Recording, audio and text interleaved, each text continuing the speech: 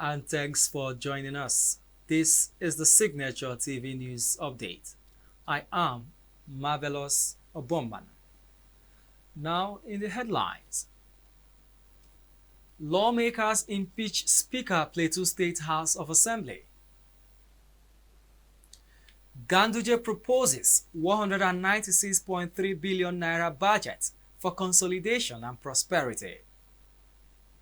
Senate moves to increase daily cost of feeding prisoners. Now the news in details. The Speaker of the Plateau State House of Assembly, Nuhu Abok, has been impeached by 8 members of the legislative arm of the government and member representing Pangana constituency, Yakubu Sanda. He was named as the new Speaker. Abok was removed in the early hours of Thursday by the lawmakers from the ruling All Progressives Congress, who were escorted into the chambers amidst tight security. However, members of the opposition People's Democratic Party (PDP) were prevented from entering the assembly complex. In the meantime, the House of Assembly premises and adjoining roads have been taken over by security personnel. The move is to prevent a breakdown of law and order. Meanwhile, Plateau State Governor Simon Lalong says impeachment of the State Speaker House of Assembly, Abok Nuhu, came to him as a surprise.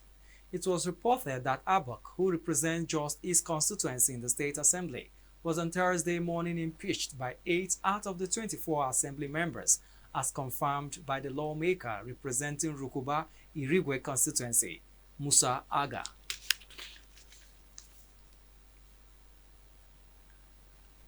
The Kano State Governor Abdullahi Ganduje on Thursday presented 196.3 billion as a total budget proposal for the 2022 fiscal year to the state's House of Assembly.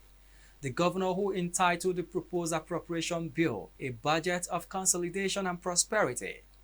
In the proposed budget, the education sector is to receive the largest share with 51.6 billion, representing 26%, while the health sector got 15 billion. And 33 billion was proposed for the works and infrastructure. With the total recurrent revenue proposed at 146.8 billion, the governor proposed 33 billion as internally generated revenue and 37 billion as revenue from value-added tax. The Independent National Electoral Commission, INEC National Commissioner and Chairman, Information and Voter Education Committee, Festus Okoye, has explained why the cost of conducting the Anambra governorship election is higher than that of the recently conducted Edo and Ondo elections. Okoye, speaking on Thursday during an interview with newsmen, said the amount expended on the rehabilitation of East Burns office and materials are the reason for the high cost of the Anambra election. Although the INEC commissioner was unable to disclose the amount expended so far on the Anambra election, he expressed hope that the forthcoming Ekiti and Osun election will not pose more costs and challenges. The Anambra election is scheduled to take place on November 6, 2021. The Senate Committee on Interior says there are 66,340 inmates in correctional centers across the country, out of which an alarming 47,559 of them are yet to be convicted and are awaiting trial. The issue was raised on Wednesday when the Comptroller General of Nigeria Correctional Service, NCS, Haliru Nababa, appeared before the committee members to defend the 2022 budget of the agency, which includes increase in daily feeding costs of inmates. The committee members therefore expressed concern about the welfare of inmates, specifically their feeding. A member of the committee, Senator Chukwuka Otazi, in response, the Comptroller General of NCS said that the current 450 naira feeding cost for each of the prisoners on daily basis has been increased to 750 as proposed in the 2022 budget estimate. The committee chairman, Senator Kashim Shettima, and members of the committee, however, frowned at the 750 naira daily feeding cost, saying that 750 naira going against the dollar will be inadequate. Now on the foreign scene.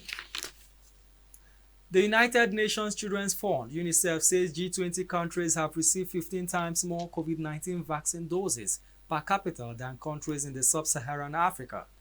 UNICEF said this in a statement on Wednesday, where it quoted a new analysis conducted by science analytics company Affinity. According to the agency, the analysis exposes the severity of vaccine inequity between high-income and low-income countries, especially in Africa. Vaccine inequity is not just holding the poorest countries back, it is holding the world back, said UNICEF Executive Director Henrietta Fore. As leaders met to set priorities for the next phase of the COVID-19 response, it is vital to remember that in the COVID-19 vaccine race, they are either to win together or lose together. And now for sports. Barcelona have announced the appointment of Sergi Barjuan as interim manager following the sacking of Ronald Koeman. Barjuan was before now the coach of Barca Team B, known as Second Team. He will remain in the position of interim manager until the Spanish club hires a full-time manager to replace Koeman.